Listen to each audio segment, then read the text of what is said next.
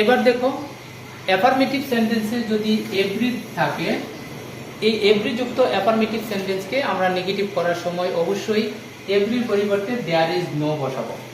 এখন এভরি বলতে কি, এখানে ধরো এভরি বডি থাকতে পারে, EVRY এভরি বডি থাকতে পারে, EVERY এভরি ওয়ান থাকতে পারে, EVERY এভরি ম্যান থাকতে পারে, EVERY এভরি মাদার থাকতে পারে। অর্থাৎ এভরির পরে যাই থাকুক না কেন, এভরিবডি, এভরিওয়ান, এভরি মাদার, এগুলা ঠিকই থাকবে। শুধু এই যে এভরিটা আছে, এই এভরির পরিবর্তে আমরা লিখে দেব দেয়ার ইজ নো।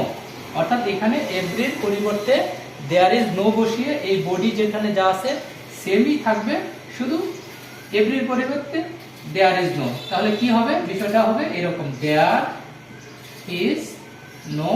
দেখো এখানে ছিল বডি, আমরা এখানে লিখলাম নো বডি, এটা হয়ে যাবে। এভরি ওয়ান এর ক্ষেত্রে সেম জিনিস, দেয়ার ইজ নো ওয়ান। কি হবে, এভরি ম্যান এর পরিবর্তে সেম জিনিস, দেয়ার ইজ নো ম্যান।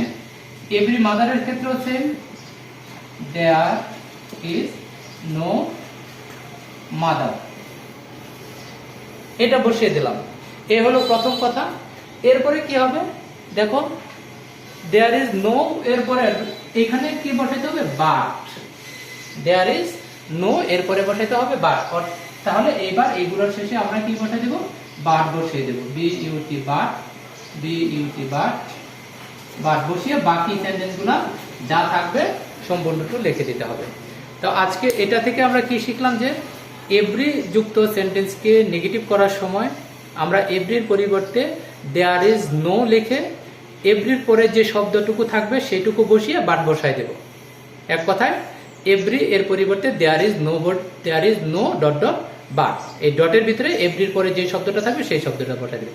আশা করি তোমরা সকলে বুঝতে পেরেছো।